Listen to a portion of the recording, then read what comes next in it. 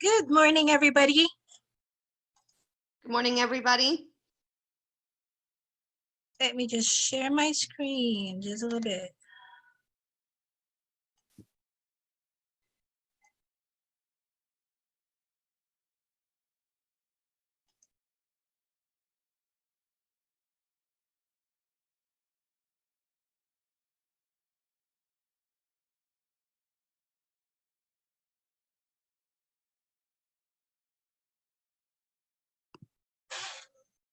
We're just loading our presentation. So while it's loading, we just want to say thank you for joining us today for our presentation.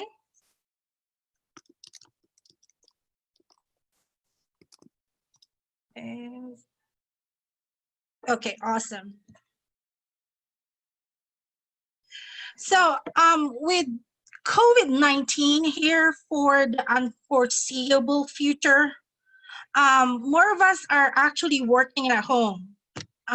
Maybe some of us are going back to work. I'm sure some of you are probably teaching a face-to-face class at least once a week.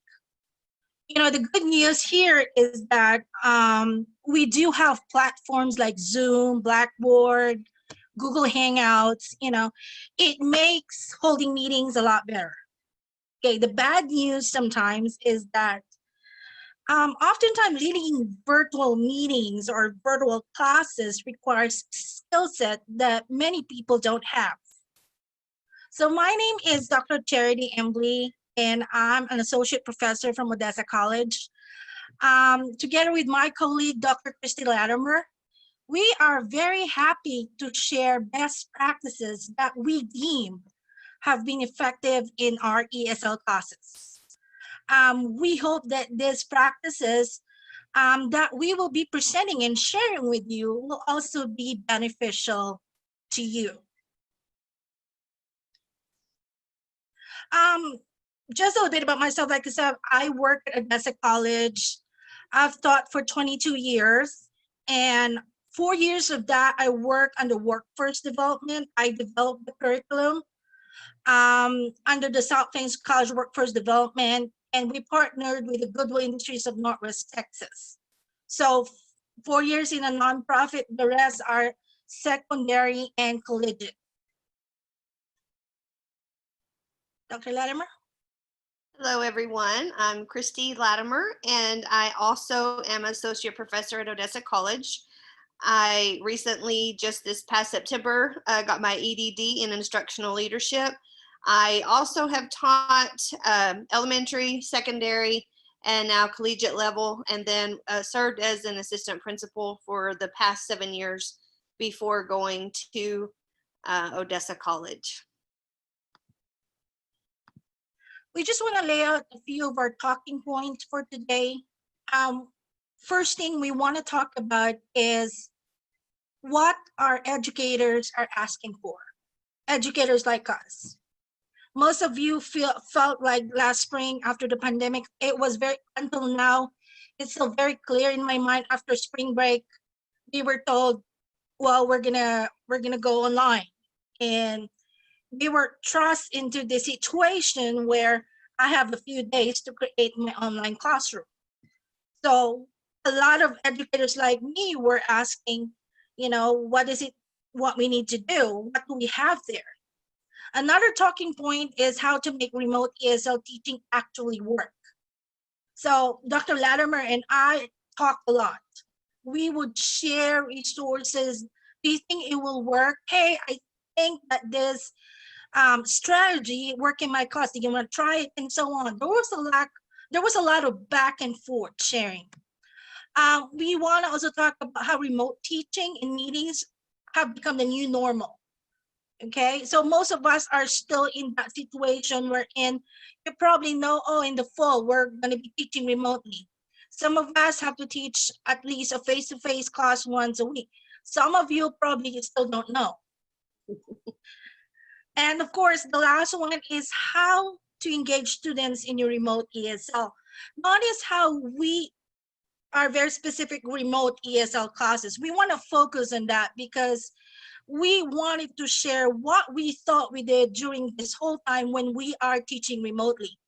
This was something that was quite new to us, and Dr. Latimer and I were very determined to make it work. So the first talking point is, what is it that most educators are asking for? We know that our school is physically shutting down. Everyone is scrambling to prepare for lessons to teach online. I had to buy a new computer because I have a laptop, and my laptop was full of stuff that I did with my dissertation. And it was just getting so full. And I can't teach with the tiny MacBook. So I had to buy a new computer. I had to upgrade my internet connection. So those are things that basically I gotta do this. I gotta do this right away. I mean, I'm glad I have those resources, but at the back of my mind, I'm very concerned about my students too. So one of the questions is, I need resources. How am I going to start with this? I mean, I knew Zoom personally, but you have to pay at least $15 a month, because I know after 45 minutes, it's just going to shut down. Okay, I teach a class for almost 2 hours. I needed something. So those were the things that I personally felt were the things that I needed to know. So one thing I learned is, look at what you already have. So Dr. Latimer and I are very thankful because we work in the Transitional Learning Center at Odessa College, and we have a lot of people doing a lot of the legwork for us, and we are very thankful. What we mean is, they reach out to students. We normally just get a list. We talk to students and say, classes are going to start. This is the outline. And so now we look at what we already have in terms of, we use Blackboard. So Zoom was something that not everyone, most of the faculty don't have a subscription to. So if there was, it was, if I remember right, there was a subscription, a free subscription, but it was so limited. So most of us actually have to pay for our own subscription. So, we found out with the TLC, or the Transitional Learning Center, that we have Burlington English that we already subscribe to.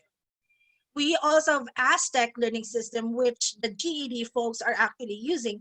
I use this and actually added my students in my ESL class just so for some extra learning here. So going back and say, okay, we have these things, we have something to start with. Should I be teaching directly from Burlington, or can I come up with my own outline and use Burlington as a supplementary instruction? So I knew I have those resources. There are a lot of websites online that will actually give you handouts, actual lessons. For instance, with this website with Buggles ESL, I love this portion because there's a part here with Aloud, which is the job interview portion. Okay, so I teach a level 6 class, and most of my students are, when they came to the US, they already have their own degrees. So they're very knowledgeable in terms of their content area. So what is it exactly that my students want? And we talk with my students, say, well, I want to speak better. So our focus is on the speaking part. Well, I do want to get a job, so I need help with job interviews. So these are some of the examples that I was able to use. I also found a website, I'm sure most of you have seen this. This is ISL Collective. My only contention with this one is, often it's British English. So you might just want to look at some of the worksheets here and figure out which one would actually be more inclined to my class. So I guess when you say British English, you're looking at, the RE oftentimes with the ER, okay, and things like that. So I'm very particular with wherein I really look into making sure that I'm not just picking out a worksheet that's not applicable to my class. Dr. Latimer? Oh, before anything else, Sorry, Dr. Latimer. We also want to get to know you. I know we kind of jumped into this. Do you think we can have the first poll first? We can put it up. So everybody, we just want to get to know you. So we've rambled the things that we said that we want. We have the poll here, and thank you. We're getting there. Oh, wow. Wow. That's interesting. Yes.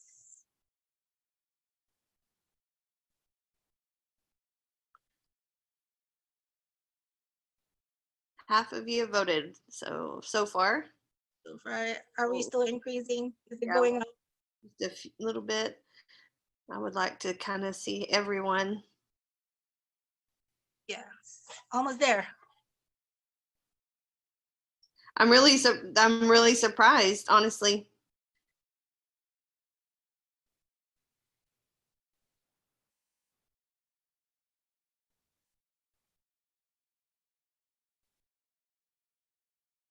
I just didn't want to end it because people are still voting. Yeah. Okay. Okay, so the first question was, how would you describe your experience teaching ESL remotely? So I have no experience at 31%. I have experiences teaching ESL remotely before the pandemic, 22%. And the highest rate that we have is my own experience teaching ESL remotely was during the pandemic. That's really an eye opener. Yeah. It is, Dr. Latimer, what do you think? Yes, absolutely. And going into what we're sharing right now is resources. And I know, as well as Dr. Embley too, when this happened, when COVID happened, we all say that when this happened, I think we had online classes, but it was nothing to this extent. And we all felt like, and this would be another question I wish we probably would have incorporated. How many felt like you were working 10 times harder than you ever had before? Getting your online formats, getting all of this done. It would be very interesting to see, because I felt like I was running myself ragged. And I was staying at home like we all were when this happened, but I felt like I was working 24/7. I wasn't in a normal routine. It took a really hard, I think it took a toll on me, as well as, I know me and Charity talked about that, as well as some other co-workers. Yes, and I see some comments saying much longer hours. It really was such a transition, and we're going to talk some more about that in a little bit. But to continue on from where we were, where Charity left off, was some more, just giving you more resources. Because if you know, when you go into this, if you don't have a set curriculum, then you have to create it yourself, and you have to find things that are going to keep these learners engaged, or they're not going to come to class. So Charity has shared some information. I want to share some other resources as we go throughout this as well. This is one, and it's games to learn English.com. I'm sorry that it's not in there. I know it's in the title. So if you are taking notes, games to learn English.com. And again, we teach ESL. We also teach other classes at Odessa College, but for this was for ESL specifically. And I was constantly spending hours a day looking for good, solid resources, again, just to keep them engaged. That is the key to this whole thing. And it's been nice to see that my students during the COVID even decided to take summer classes, because they realized the importance of continuing to practice English throughout this time, and giving them these types of resources to use even when they're not in class. Okay, so go ahead.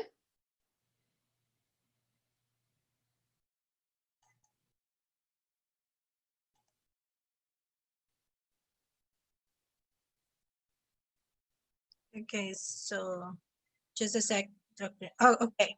There you go. just to piggyback on what Dr. Latimer was saying, Dr. Latimer and I do not just teach ESL. We teach education and childhood development classes. I think we were teaching 7 to 8 classes that spring on top of everything else. And you might think, well, that's a lot. It is a lot. We put so much hours, I think 40, 50, 60 hours a week. We were practically exhausted. But at the end of the day, there's always that sense of achievement. So this is like that Dr. Latimer said, this is the reason why we're doing this. Now, why is it I'm putting up this part that says remote and distance learning? Like I said, Dr. Latimer and I are also professors and we teach other classes. Most of the time, we're doing the distance learning where, we have the web classes, we check, we grade anytime we want. It's basically any time of the week. But in this case, we have this remote learning wherein we are actually meeting our students. You're looking at a shift from an actual 10 to 12 in a classroom, and then bringing all those students into one platform, and we're teaching them remotely at the same time, at the same schedule when we were teaching them face-to-face. So we just want to make that distinction between remote and distance learning. Is what we were actually doing is we're doing the remote learning aspect of our teaching. Now, and some of the steps to consider is that you have all these resources everywhere, online, maybe within your center, but some of the steps that we would like to suggest is that find an online platform that you are comfortable with. In my case, I use Blackboard because those few months, you've probably been hearing about Zoom bombing and things like that. There was a point where Zoom were not beefing up on their security. So I was very anxious on that portion. So I said, I'm not going to use Zoom, although I like Zoom, but I think I'm a lot more confident with Blackboard because all these things I heard about Zoom. So I made that decision to just go ahead and use Blackboard.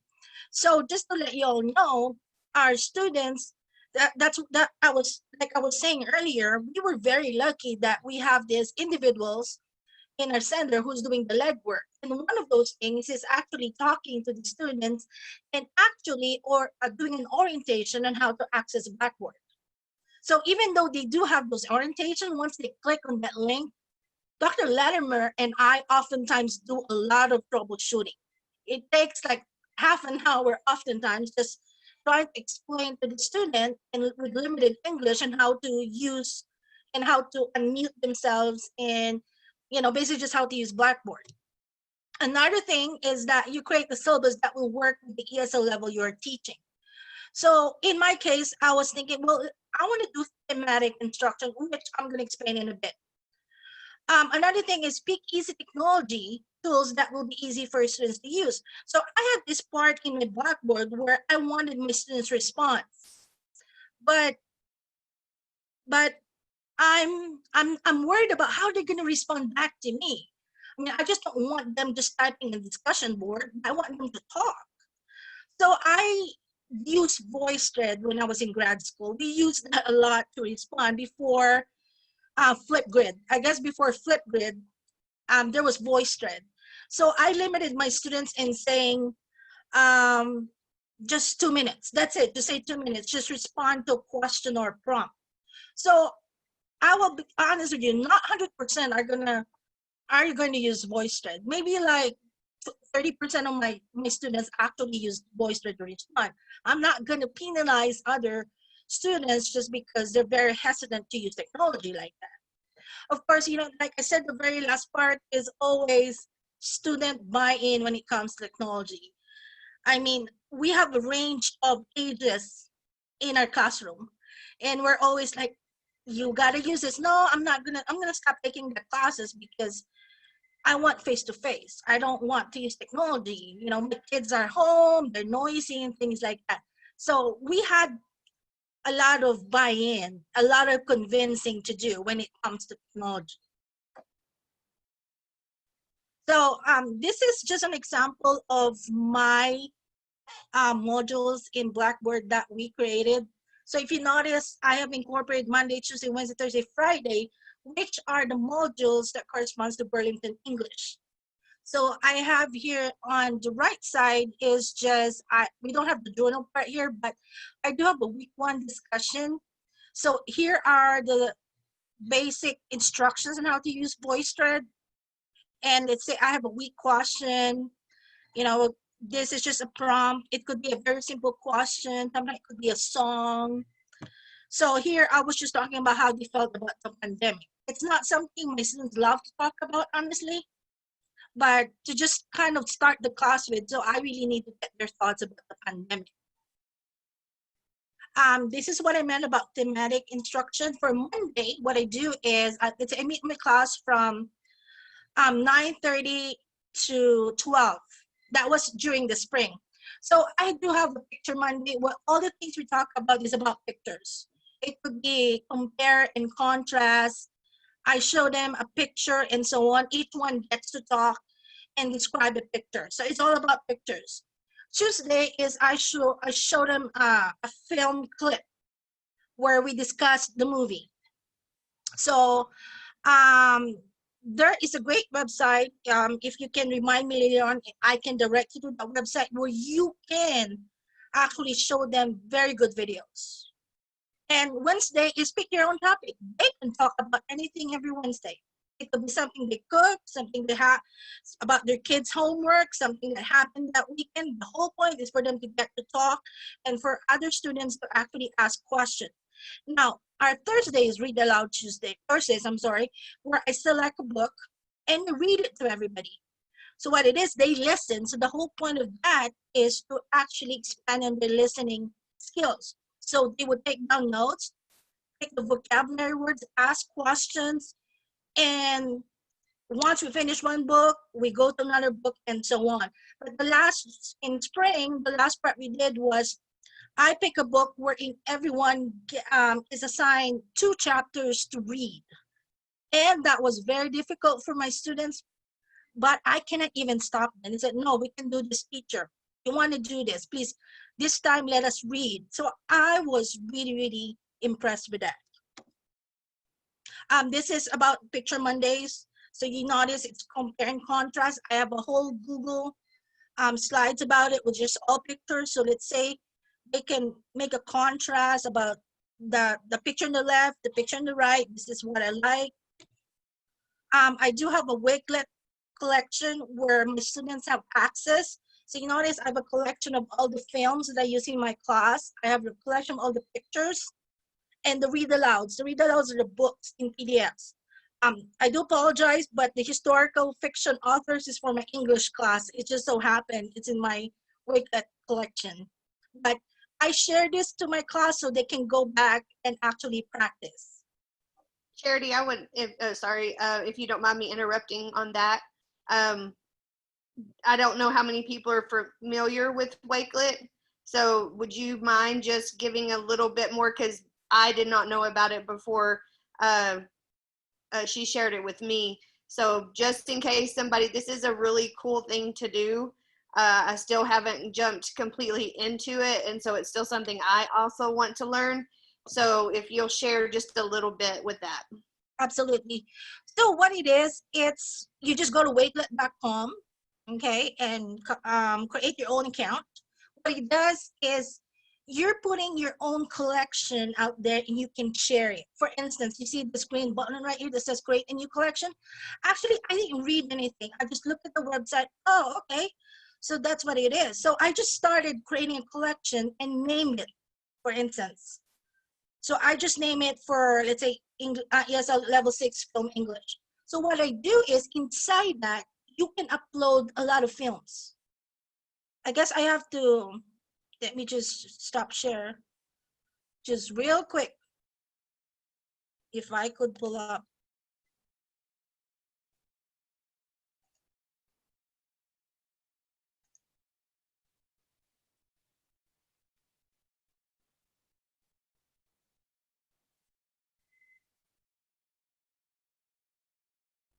So I think it's better if I show you just that Wakelet collection.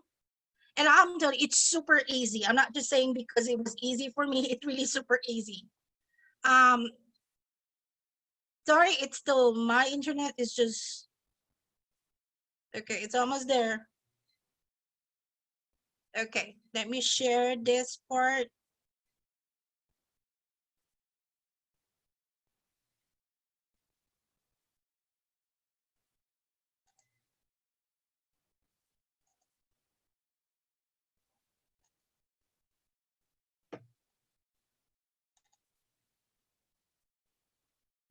Okay, are you able to see the actual? Kristi, are you able to see it on your screen? Not yet. It just says you've started. There it goes.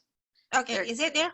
Yes, it's there. Okay, to kind of show you what it is for instance, what I did with most of this, I just click the plus button right here. Okay, so what it is, for instance, I click on this one. This is my collection of all the film English.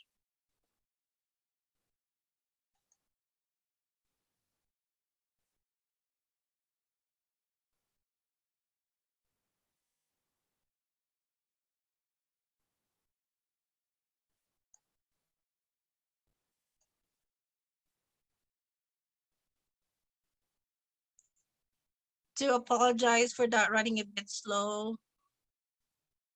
So all this wallpaper that you see, I just added them. I'm just being silly that way. I just want a lot of colors. So here's some of the films that I showed in my class. I've noticed that it comes with a PDF oftentimes because there's a worksheet. So there's some.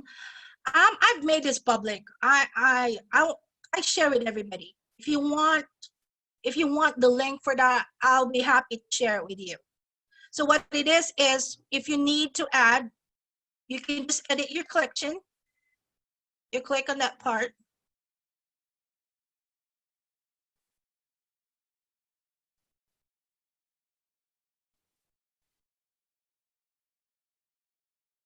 Okay, if you notice, there's the plus button right here. Okay, you just click on it.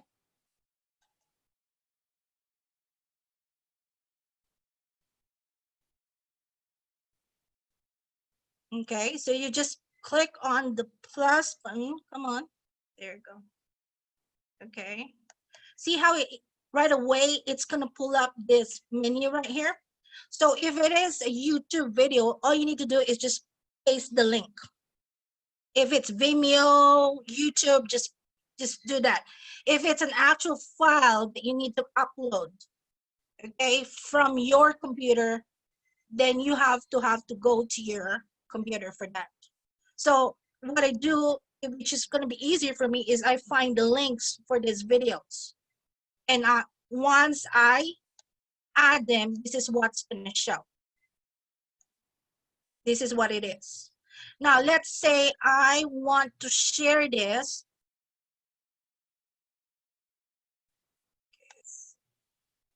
So just here on the top right, you can see unlisted. Sorry, it's just running really slow. Okay, you can share it public, you can share it private.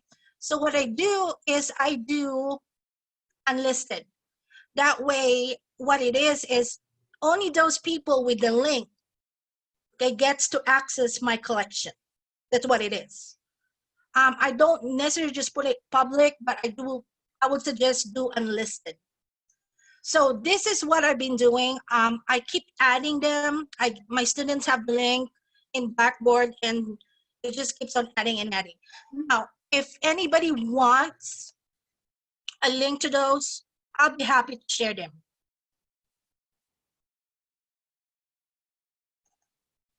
Dr. Latimer, I hope that also answers some of your questions. Yes. Let me just share my screen real quick.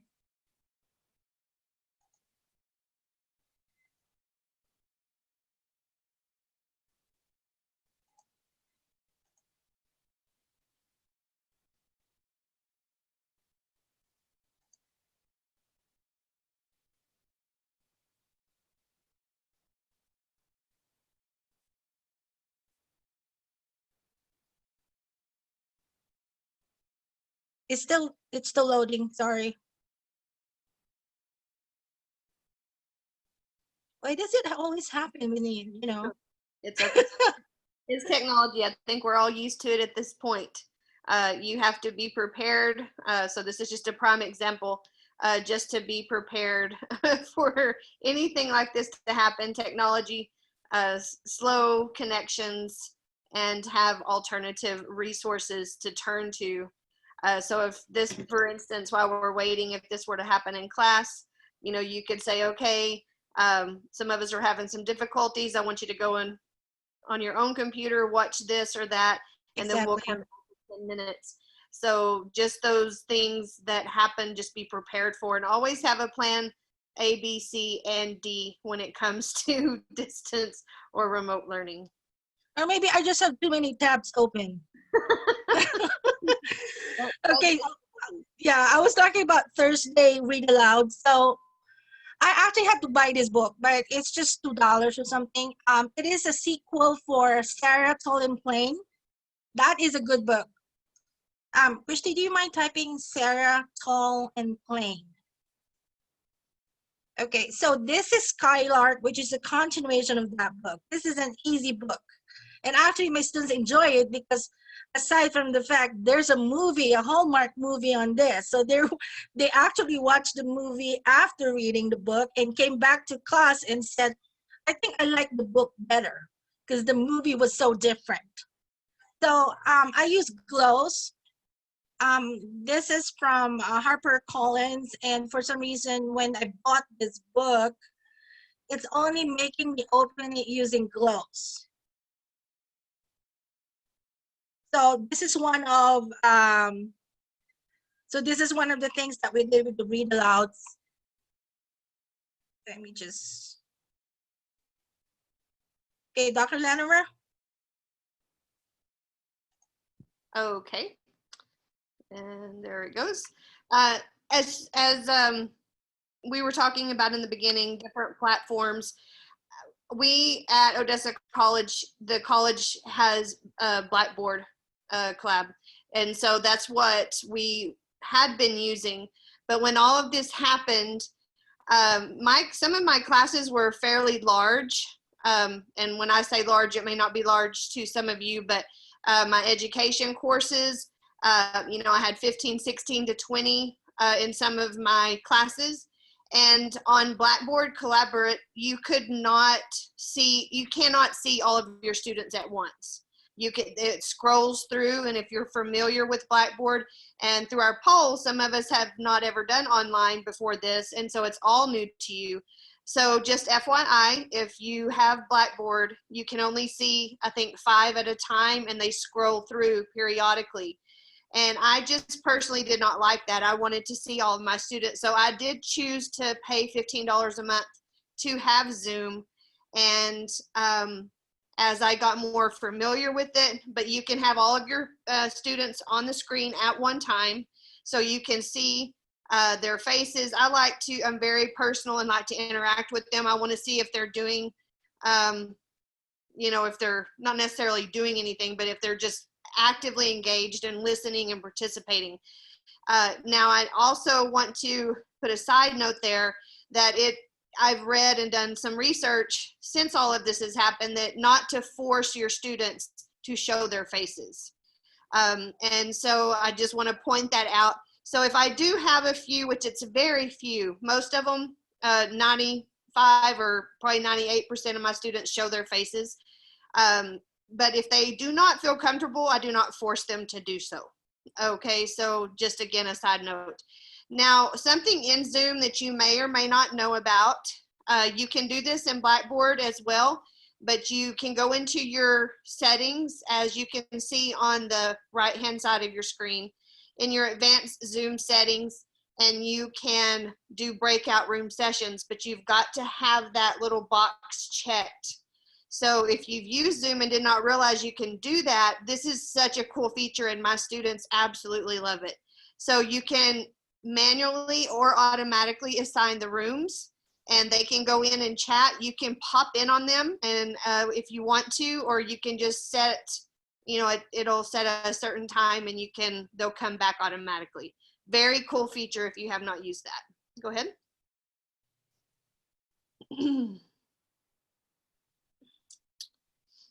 Did I just, I is this think the correct one? go back one. Okay. Think it. Okay. Now this was something that I did every single day. And if you are especially if you're an ESL teacher, this would be something of benefit, I think, for you. If you'll look at the website, it's wrong-chang.com. And it's not just the dictation stories by level, but it also has audio exercises, but it also has lesson plans, and this is a free website. So if you're looking for free resources, this is a great one. And then you can up your level. I teach a level 4, but by the end of the course, I was doing some of the level 5 stories. And I did this at the beginning of every one of my classes, was part of dictation. And the students, it can be hard, but they do appreciate, they get to be better writers and listeners and speakers by doing this. And so it's just a really great site to note. Go ahead. Now, this is something that I personally pay for, and I know that we can be subscription to death with not only our things that we pay for as educators, but we always have $15 a month here or there coming out. However, I want to stress that this ESL library is, it has so much in there I can't even begin to describe. And it can go by level, intermediate, you know, beginner, advanced, and you can find lesson plans. They're already ready there for you.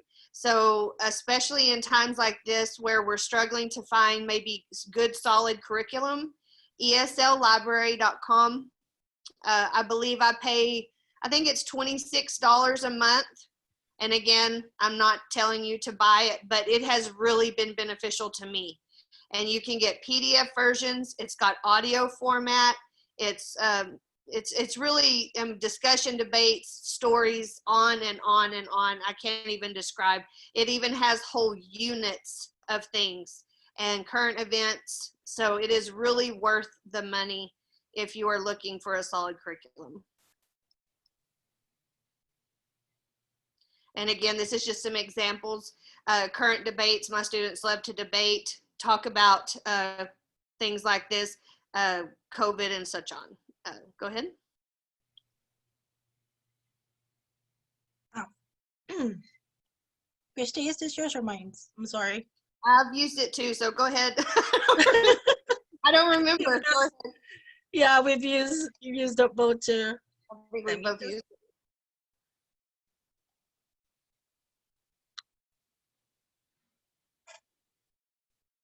I think it was probably mine, but where'd you I've go? used fluenteu.com too. So Yeah, Fluent. Is that where we're at right now? yes. On the presentation. I think we skipped. Go back one. Picture finds. Is this one? Oh, yeah. I'm sorry. No, this is mine. No, they were actually, I think since this was in that, those were actually both mine, but this is, we can stay here. The other was just a song analysis worksheet from some examples you can find online. My students, my ESL students, I started doing this probably mid-semester of the last term, and they absolutely love picture finds. And again, it's just another engaging way to get them talking, but they find them so amusing, especially the ones that are what's wrong with this picture, and to get them to use the right wording to tell us, and I would have them tell the whole class. I would have them break out in groups, sometimes for just a minute even, and they would talk together. We would come back, and then they would have to share their answers, but very quickly. So, and it was just a fun way to engage. So again, free, you can find it on Google, you know, whatever, and use it for free. Go ahead. And then, Okay. Go ahead. Yes. So this was our second talking points that we know that at this point. So we've shared a couple of things that you know are out there. So one of the realization is that we've been listening or hearing about the new normal. Okay, is remote teaching really the new normal? It might be. Until we know that we're really safe out there. Um, I personally would feel a whole lot better if I was teaching remotely, but then that's just everybody's personal opinion. Okay, let me just. Sorry, it's just moving slowly. I do apologize for that. One of the books that I read actually was from Tersky and Wisbeck. This is a 2020 publication. I was inspired by this one because the authors were saying that, well, we know that remote meetings are basically different from in-person meetings.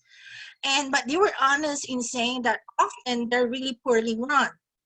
I mean, I've been into a lot of webinars or meetings where a person gets really nervous. I mean, I totally understand that. If not, you're not very comfortable. But the authors are encouraging. Let me just say that this book is not very thick. It's a very thin paperback, easy read. They said it's important we get the meetings right, okay? Because once we get it right, they can be very effective. Maybe the first few days when I was teaching remotely was quite difficult. Like I mentioned, there was a lot of troubleshooting. There was it's so hard to get someone to talk. You're sitting there for a minute or two. Hello, are you there? You're not sure if they're listening or not. You can see if their microphone is on or off. They're probably talking, but you're not hearing them. So there's a lot of things that could actually go wrong. And that was really one of my anxiety when we first started.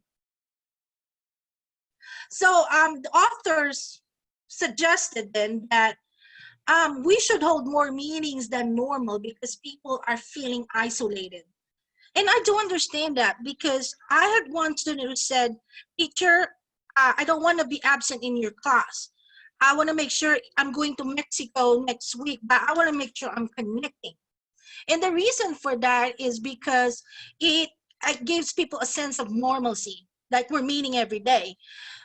I do remember some of my students are saying, when we were talking about routines, part of the routine was, making breakfast, getting ready to go to school. And going to school means like going to Odessa College. That was part of the routine. So instead of having we have the option of doing 3 times a week, I met with my students Monday to Thursday. And we met during spring 9:30 to 12. Like I said, my students doesn't want to talk about the pandemic because it's depressing. But we need to acknowledge that there is a pandemic, but we want to keep it positive. We're saying, don't worry, I'm sure we're gonna have face-to-face classes, okay? For now, this is just temporary. Of course, know your purpose or goal ahead of time. My purpose when I took over Esl Level 6 was I listened to my students and they said they want more speaking. So that was my goal. Now, keeping your cameras on, that was just me. Because sometimes my student, teacher, can you say it? They're looking at my lips. Okay, I would say, I want you to open your open wide or low, emphasize on your lower jaw or anything. They're looking at me because of the way I pronounce things. So I'm not forcing my students to keep their cameras on because oftentimes they're probably embarrassed what's out there, what's in the back. And I never force that. So I make sure my camera is on. A few things that the authors also suggest is that we need to have creative ways to engage our students. I'm going to show you all some examples. We do pause presenter. I make sure my students get to be the presenter in our Wednesday choose your own topic. We do have breakout sessions, Google Jamboards. Make sure give your student tasks, be more professional. We have this thing in my class that if you need to ask question, you need to raise your hand. There's a feature there, not just interrupt, because I want to make sure that no one person is just monopolizing the conversation. We're going to make chance. We have to give chance to others that they're talking. Of course, record meetings. We may not know it, but we have students who would go back who were absent and actually listening. We use the chat to facilitate discussions. Often I will assign one student to say, can you keep an eye on the chat to make sure in any case? So I do assign. And then I always have a 2-minute ending. I try to use this one for questions, maybe for announcements. Tomorrow, this is what we're going to do. Can we have the second poll? Any chance, Josh, please?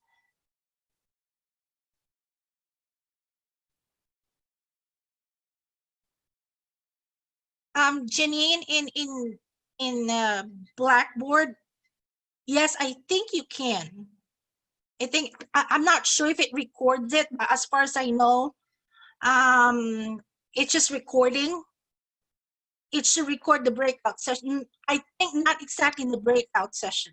It has just in the main session. Yes, I'm sorry. So the second question was, if you are currently teaching ESL, how would you describe the switch of teaching ESL face-to-face to teaching remotely during the pandemic? So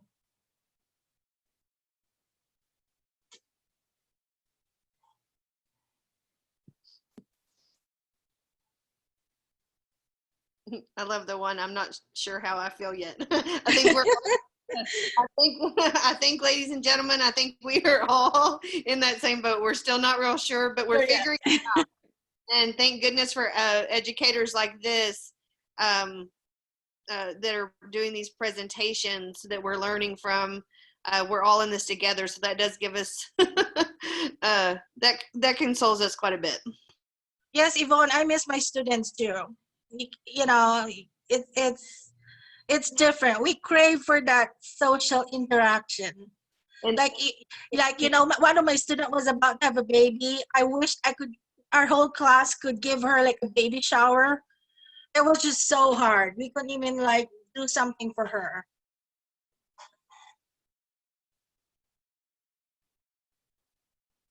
Yes, ma'am. Oh, I will. It should be available. I'll give you the link. Okay, so I like it so far. Okay, good. That's really good. Okay, we have 6%. You don't like it? Understandable. We're still some folks who do want face-to-face. I'm not sure how I feel yet. That's honest. That's great. And I'm not teaching ESL remotely right now. Thank you. That's good to know. Now, in talking about Chersky and Woodcock's book, one of the things they do is to keep students engaged. So just a month and a half ago, I actually discovered Google Jamboards. And I've loved it so far. And this is free if you have a Google account. On your Google Chrome, on the top right, you see that little picture of you, and you see the dot.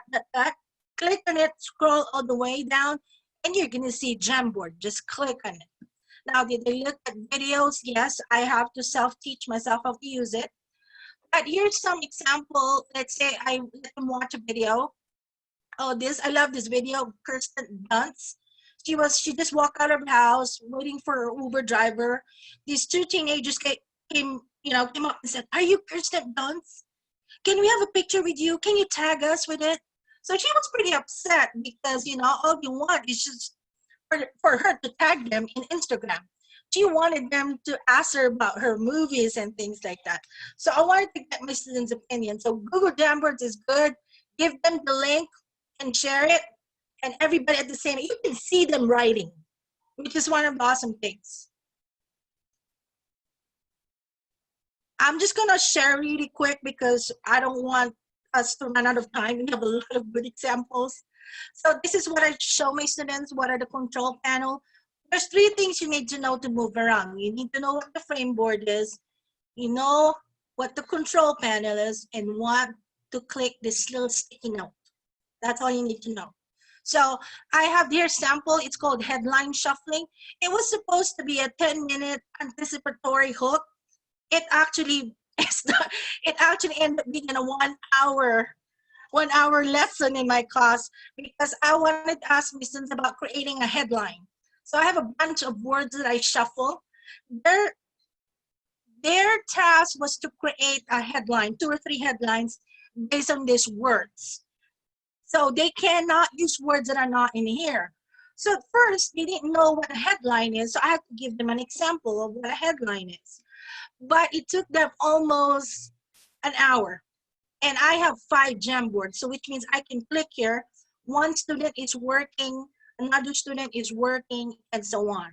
So that's Jamboards right there. Here's a sample student presentation. It's choose your own topic. She decided to talk about pet tests, and she made this one, and it was awesome. Another student also made a presentation of, she got this inspiration, how her husband said, well, you know, I want to eat sancocho. And she said, well, you know, maybe I should present to class about sancocho, which is a Colombian dish. So this picture right here that you can see is the actual picture when she was prepping the food. And this is the final dish.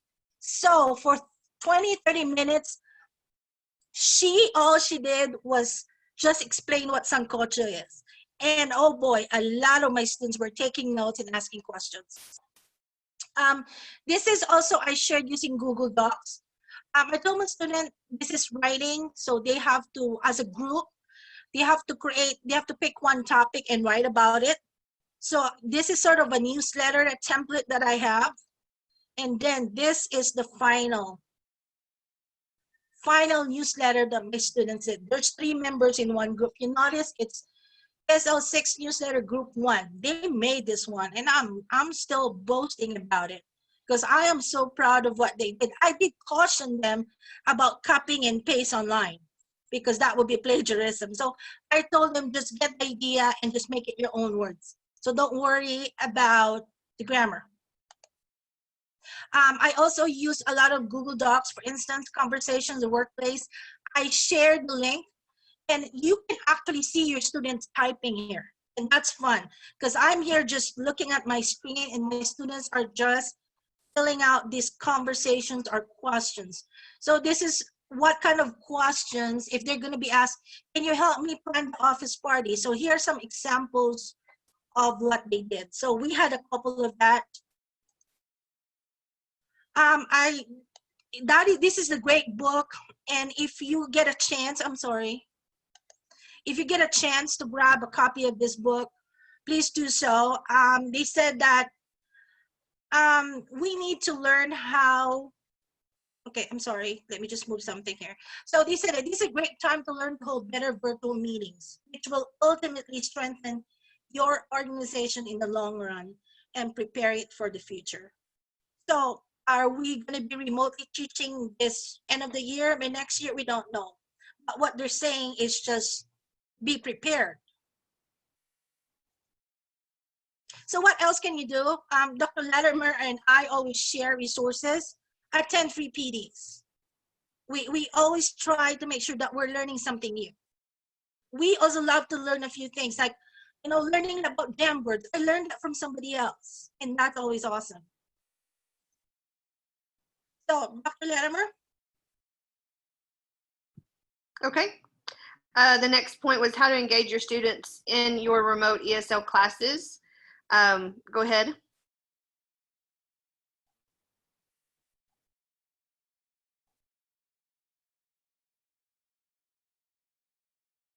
And then I just put a few things up there: communication, current events. The knowledge base really helps if you stick to practical, make sure that it's relevant, and you use a variety of sources. So again, it may be more work, but it definitely is something that's going to pay off at the end. Go ahead.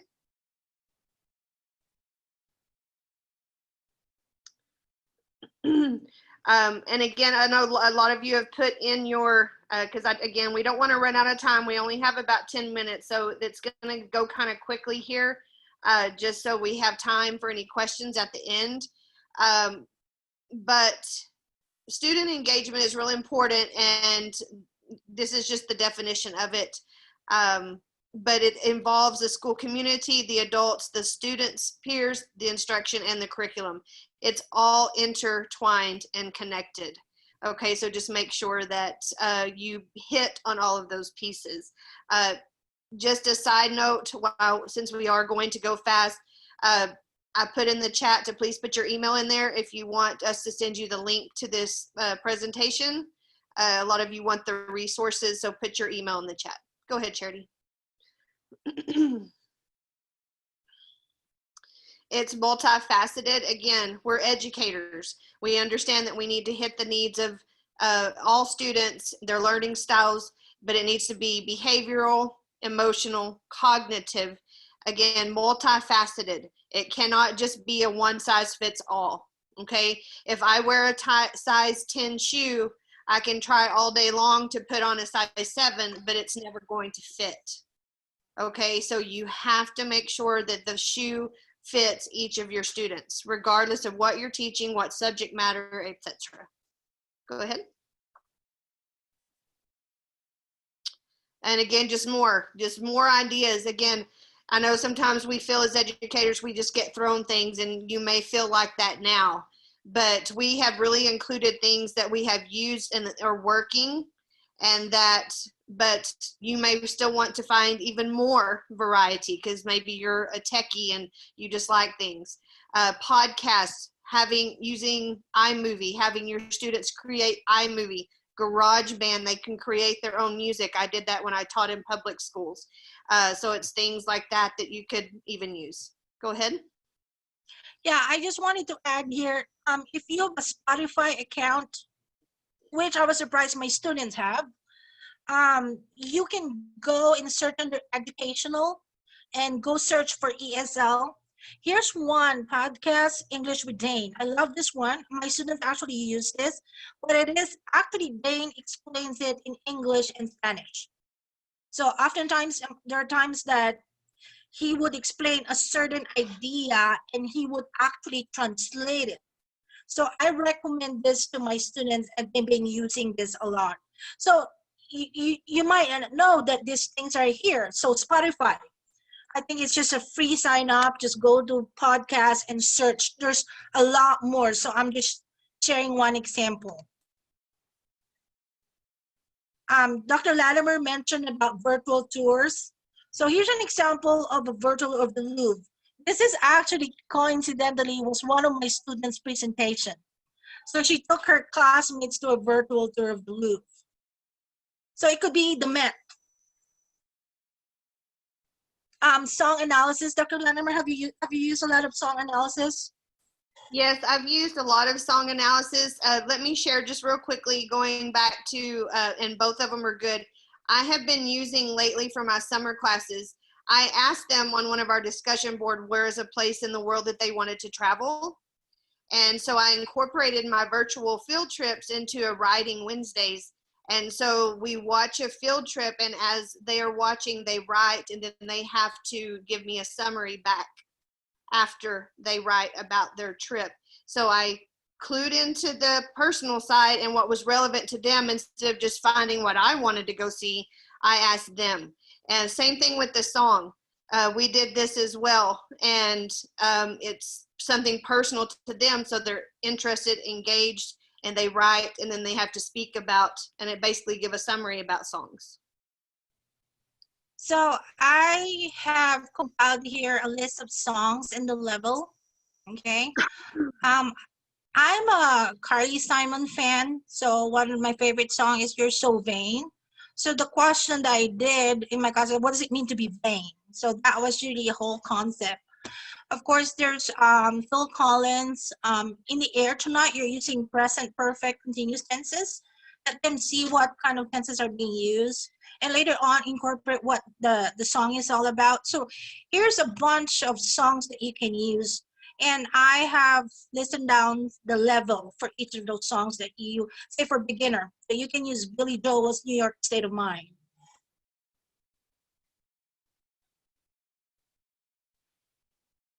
Dr. Latimer? Kristi, you have to unmute. Sorry. When communication is effective, both the student and teacher benefit. Communication makes learning easier. You know, this is something that I think that we know that it's important, but I really don't think that we really understand the relevance of this and really how vital it is, especially with our ESL learners. You know, and I have seen my students, because I've had the same one since March and then on into the summer. I have seen these students grow tremendously, especially in their self-esteem. I have learned so much as a teacher as how to communicate with them and what helps them to be more effective. So it's a two-way street. So I just wanted to point that out. Please don't forget that with any of your classes, but especially our ESL learners. And again, this was just this is a great resource. This has become something, as we know, in the things that are happening in the world today on current events. Emmanuel Acho, if y'all know him, but he has I put his Twitter account on there. Again, if you get the resources, you'll have it. But it's very current, and you would be surprised how little some of our students know about what these things mean and how they can contribute to the conversation. So it's important. I always tell them it is so important for them to know what is going on in our world so they can have relevant conversations with the people around them and be educated about that and not feel like they don't have the way to participate. And same thing with COVID. Go ahead. This is just an example too, using Google Nameboards that I did. Like I mentioned, some of the current events was about energy. So we talk about energy. So I used that, like I said, for a headline shuffling. Here is on the right, you can see is an example of what one student came up with. So just kind of giving you an idea of what those are. Dr. Latimer, you might want to unmute yourself. I'm sorry, I was coughing, clear my throat, sorry. Just we've kind of touched on this, things that are practical and relevant, just giving you more ideas. Job application, I know me and Charity have both done things like that, interviewing skills, technology, etc. to teach them. Go ahead. Yeah, and let me just add, we have a summer 4-week, right? Or was it 8 weeks? Yeah, that our summer session was just, we wanted it to be more fun.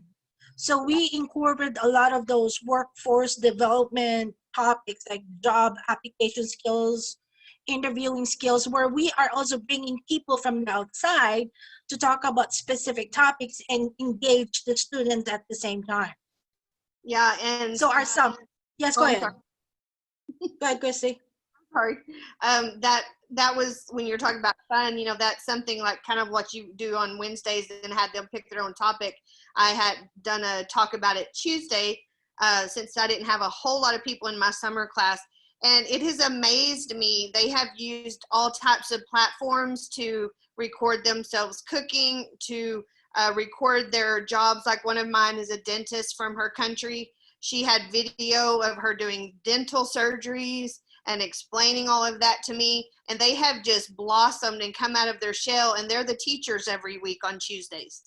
And it might roll into Wednesdays. But this honestly is a fantastic, if you have not done this with your ESL students, they may not feel comfortable at first, but even my most shy that hardly ever turns her camera on, she recorded herself cooking and then the next day how to eat the particular food the way that she did in her country. So it's really beneficial. Go ahead, Charity.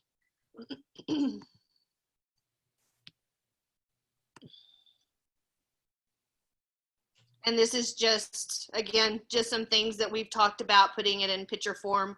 Might be something you want to show, you know, describe the picture, you know, how would you describe? We know they have to do this on tests and different things. You could use it for that, or just as a, you know, just a more concrete example of things that they might want to learn.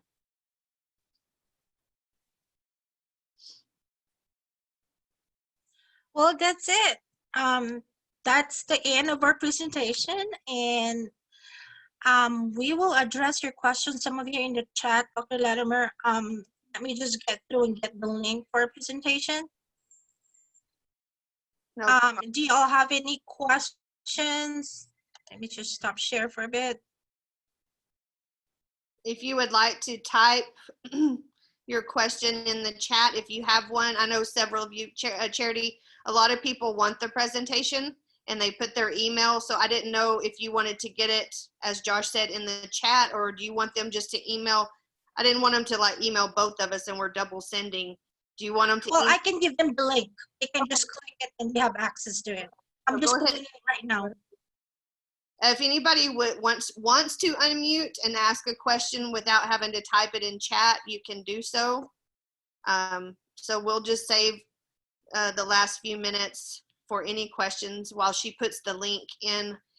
When you have the link, obviously you'll have all of the hyperlinks. Some of them are on the screen, on the pictures, or on the slides themselves, and some are in the notes for the links to the different resources. And thank you very much for attending. I appreciate all of you. Thank you for the feedback. I'm just pulling up the link. I'm sorry. It's just taking longer. Okay, and Josh said only questions, no pics for attendees. Okay, gotcha. Okay, so just if you have any questions, put them in the chat. Thank you, Josh.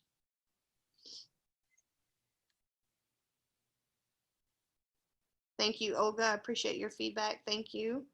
Thank you so much for all the feedback. If you can hang on just for a sec, I'm getting to that link. For some reason, my Google Doc just crashed.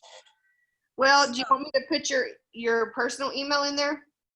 Yes, please. If you can put the CMP at Odessa. Okay.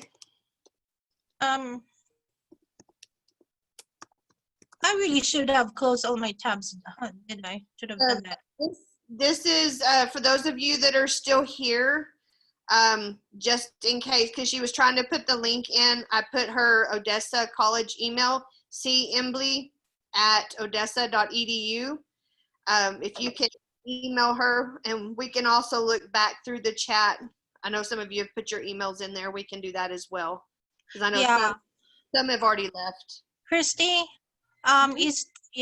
it's the sharing portion on Google is having a problem. Do you mind copying all the email addresses by any chance? I'm just having difficulty with the sharing option. It's a Google problem. I can do that.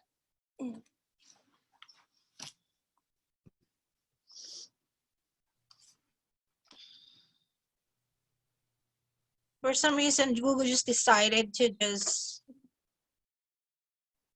Okay, and Josh says that we can get a copy of this from Literacy Texas.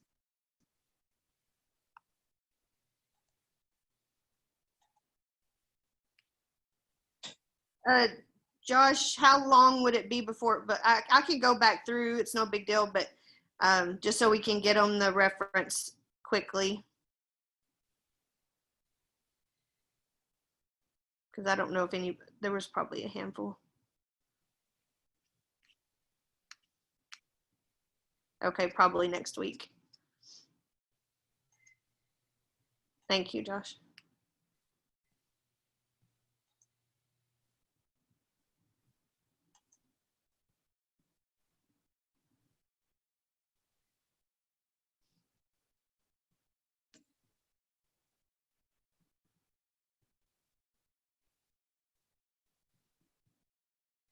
Yeah, we're probably just gonna go ahead and get the email addresses, and then I'll just email them the link.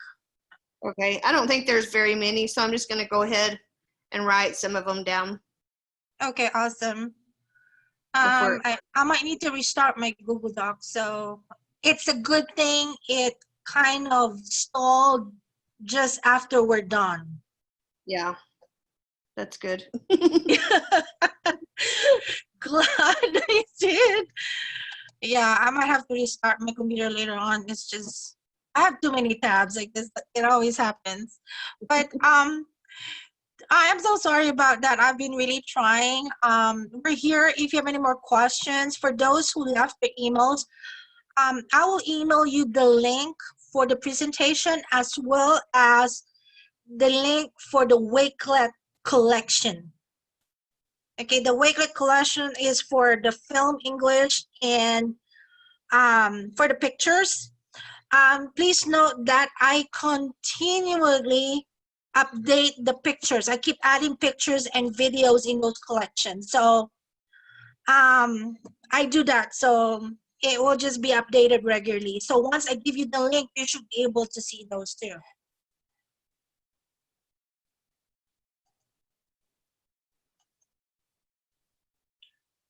Dr. Latimer, you have 5 minutes. Do you want to add anything else?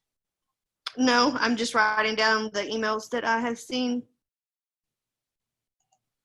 Again, thank you so much. Thank you for attending our session. We enjoyed it. We enjoyed sharing this information for you all because we understand. We were trusting the situation where Dr. Latimer and I is like, okay, do we actually know what we're doing? So I guess the answer to that came after spring, right? It's a lot of blood, sweat, and tears that have gone into a lot of this. Yes. We still don't know if we're teaching remotely this fall or face-to-face because we have been testing. We've been doing a lot of testing and we're still doing registration. So our classes starts on August 24th. Mm-hmm. And please feel free to email us for any resources you need. If you need me to help you with get started with Wakelet, with Google Jamboards, let me know. Mm-hmm. I'm always happy to share my resources. For me, it's like teachers share. We share resources. And I feel bad for teachers having to pay because I was a high school teacher where I spent a lot of money buying stuff for my students. I know how it feels. Thank you, Sean. Thank you, Maria. Maria will definitely send you those links.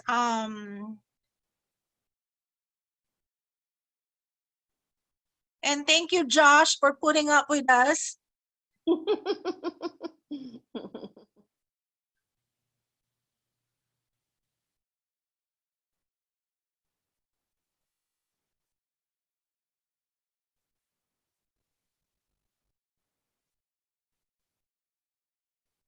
Oh yeah, there's still a lot of buy-in when it comes to technology. I'm still doing it with my students.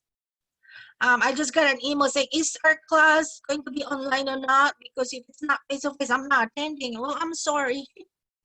That's beyond my control sometimes, but yes, thank you.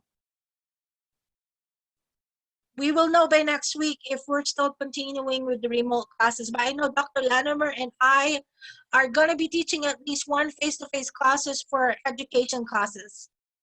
Thank you, Criselda. Thank you, Olga.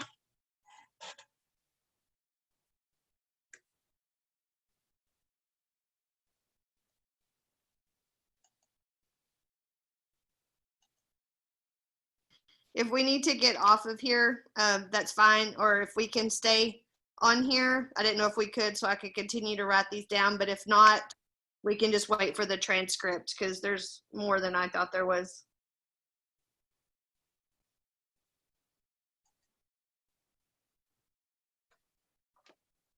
Will you see if he answered, Charity? I'm sorry. Yeah, let's end. Thank you. Thank you, Josh. Thank you. So we can stay here? Oh, Josh says, let's end. Were you able to get Rodolfo's email, Kristi? I still have a lot more because I started at the very top and I'm writing like crazy. Good luck, Edward.